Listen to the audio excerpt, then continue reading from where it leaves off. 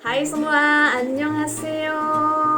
Hai. Wow, I'm so sorry. Kayaknya udah lama banget aku tidak mengupload video terbaru. So, Happy New Year. I know it's too late. Tapi menurut aku ya udahlah ya, anggap aja masih suasana tahun baru karena baru masuk Februari nih. So, apa kabar semua? I hope everyone is happy, everyone is healthy. Dan karena kita masih di suasana pandemi nih, jadi aku sekalian ingin memberitahu atau mengingatkan aja, tetap jalankan protokol kesehatan, stay safe dimanapun teman-teman berada, mau yang WFH, mau yang WFO, intinya kita semua bertanggung jawab untuk menjaga diri kita dan menjaga orang lain dari penyebaran virus corona. Udah kayak penyuluhan ya kita ya.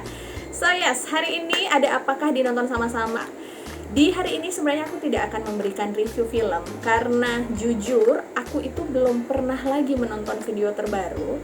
Kayaknya film terakhir yang aku nonton itu ada di bulan September atau Oktober mungkin. Nah, jadi aku belum pernah update lagi nih film-film tahun baru ataupun film yang baru muncul di awal tahun ini, khususnya dari negara-negara Asia. Untuk merefresh lagi nih di video pertama di tahun 2021, ini aku akan memberikan rekomendasi KBS drama spesial. Nah, mungkin ada nih teman-teman yang kayak wondering apa sih sebenarnya KBS drama spesial itu dan kita bisa nonton di mana. Well, namanya kan KBS Drama Spesial. Jadi ini adalah semacam FTV yang dikeluarkan oleh KBS dan ditayangkan juga of course di channel KBS. Good newsnya adalah si drama spesial ini bisa banget teman-teman nonton di YouTube channelnya KBS World TV. Dan di situ tuh udah ada English subtitlenya. Jadi benar-benar teman-teman tinggal buka KBS World TV, ketik KBS Drama Spesial atau nanti ketik judulnya langsung, itu nanti bakalan keluar. KBS Drama Spesial ini menjadi salah satu pilihan tontonan kalau misalnya teman-teman bosen nih nonton film atau nggak ada waktu untuk nonton drama. Nah, di tengah-tengahnya itu pilihan antara nonton drama ataupun nonton film, KBS Drama Spesial ini bisa menjadi choice-nya. Aku akan memberikan rekomendasi, bukan cuma 1, 2, 3. Rencana sih sebenarnya aku pengen langsung kasih 10 judul KBS Drama Spesial yang menurut aku recommended. Hanya saja karena aku takut videonya terlalu lama, jadi aku bakalan kasih 5 dulu nih untuk di awal. Kalau teman-teman mau lagi, aku bakalan bikin lagi videonya. Nah, sekarang apa sajakah rekomendasi KBS Drama Spesial dari Nonton Sama-sama? Let's get started.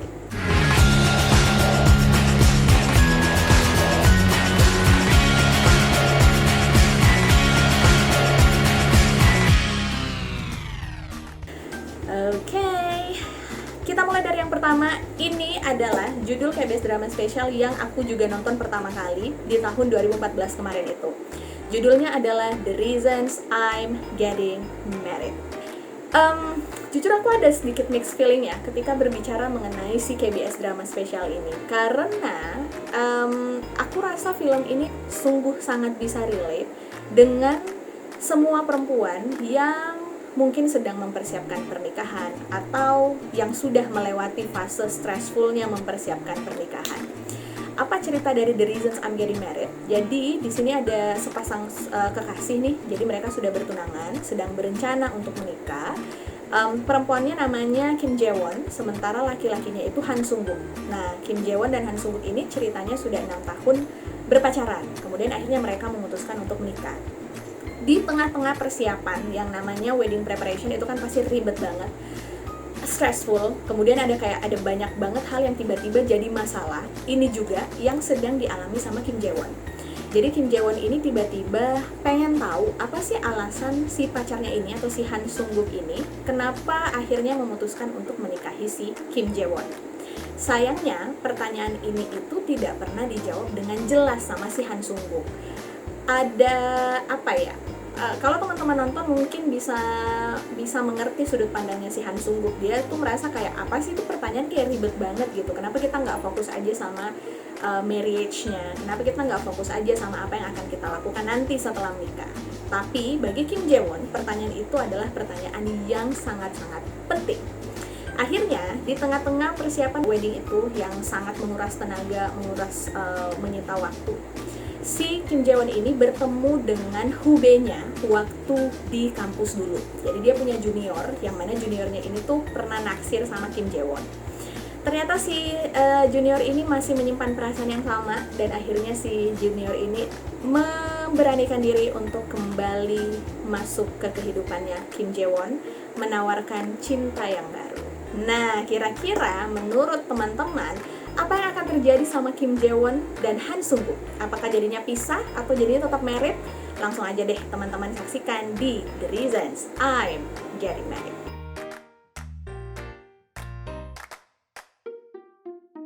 Oke, yang kedua, untuk penggemar Park Shin-hye, teman-teman harus segera menonton si KBS drama spesial yang satu ini karena bintang utamanya adalah Park Shin-hye.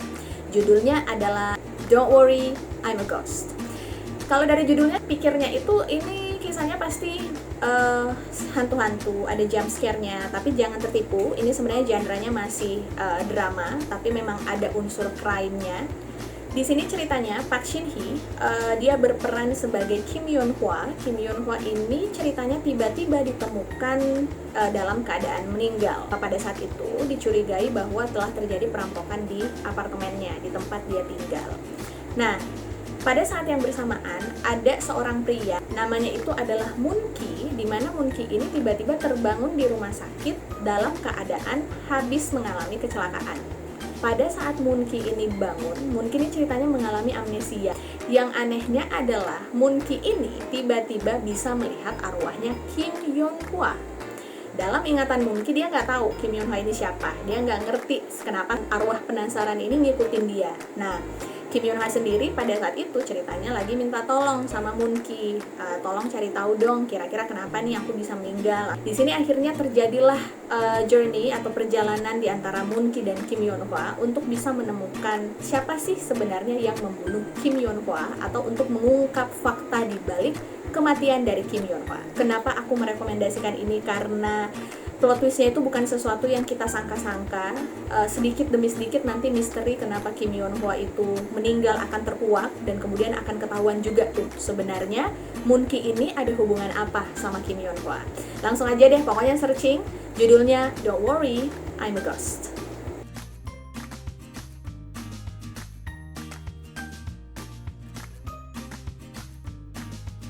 Yang ketiga ini aku mau merekomendasikan satu film mengenai perzombian.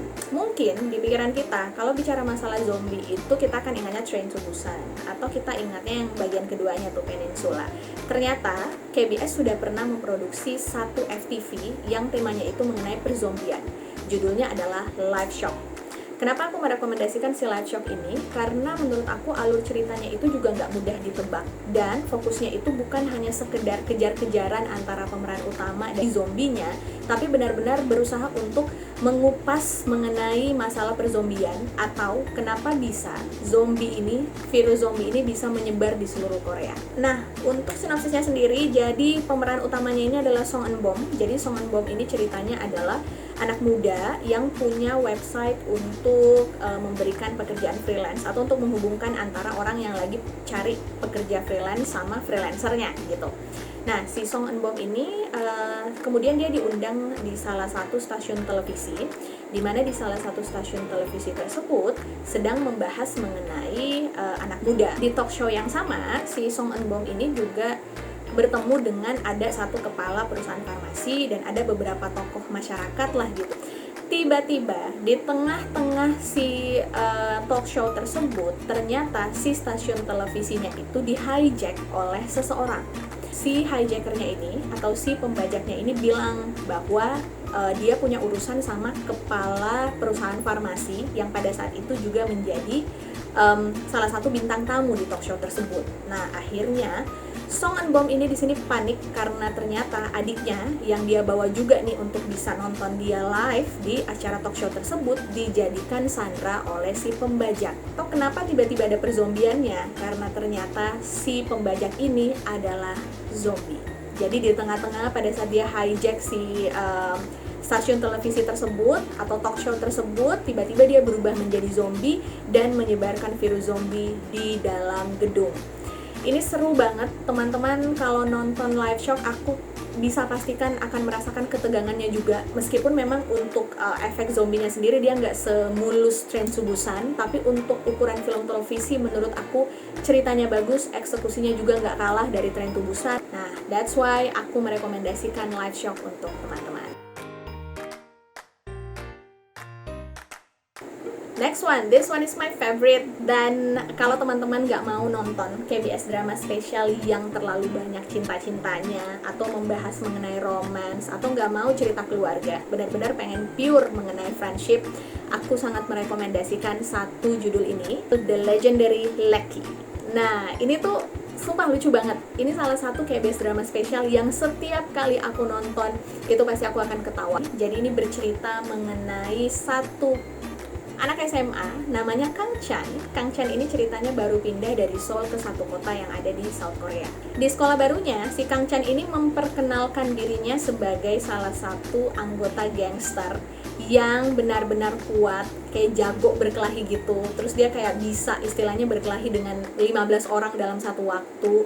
Sehingga di sekolah barunya, si Kang Chan ini menjadi sosok yang ditakuti. Ketika Kang Chan itu sudah ada di posisi yang dielulukan sama teman-teman di sekolah barunya, SMA tersebut kedatangan lagi satu orang siswa dari sekolah yang sama dengan Kang Chan.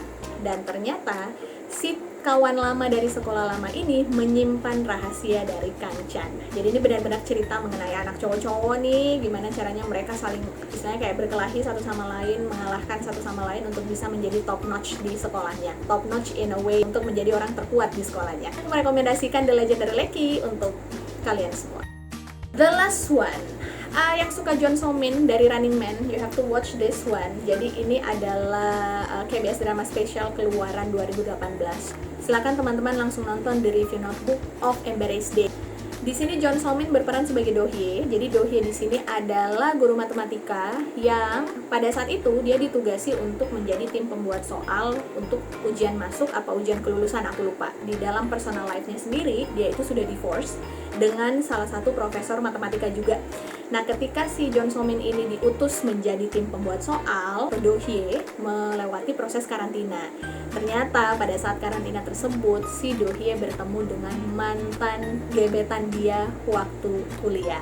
Dan di sini serunya karena si mantan gebetan ini bukan guru matematika tentu saja, tapi menjadi polisi. Jadi karena ceritanya ujian tersebut adalah ujian negara yang confidential, rahasia, jadi harus dikawal oleh polisi. Nah, di sini serunya karena pada saat perjalanan si Do Hye ini sedang sibuk dengan urusan membuat soal dan lain-lain, ternyata ada cinta yang kembali bersemi antara Do Hye dan si Pak Polisi. Ini salah satu drama spesial yang menurut aku ringan tapi tetap worth to watch. Pokoknya buat teman-teman yang mau menonton kisah cinta yang manis, kemudian mau lihat Jeon So Min di sini cantik banget, nomu yepo, teman-teman langsung aja deh nonton The Review Notebook of Embarrassed Days. So yes, itu dia rekomendasi aku untuk part 1 dulu. Jadi ada 5 judul KBS drama spesial yang aku rekomendasikan hari ini. Semoga bisa bermanfaat buat teman-teman, jadi pilihan dan rekomendasi untuk melewati akhir pekan. Terima kasih banyak untuk teman-teman yang sudah menonton video ini sampai selesai. Nanti kita akan ketemu lagi mudah-mudahan di video selanjutnya, di review film selanjutnya. Saya Ketika pamit, sampai jumpa. Annyeong.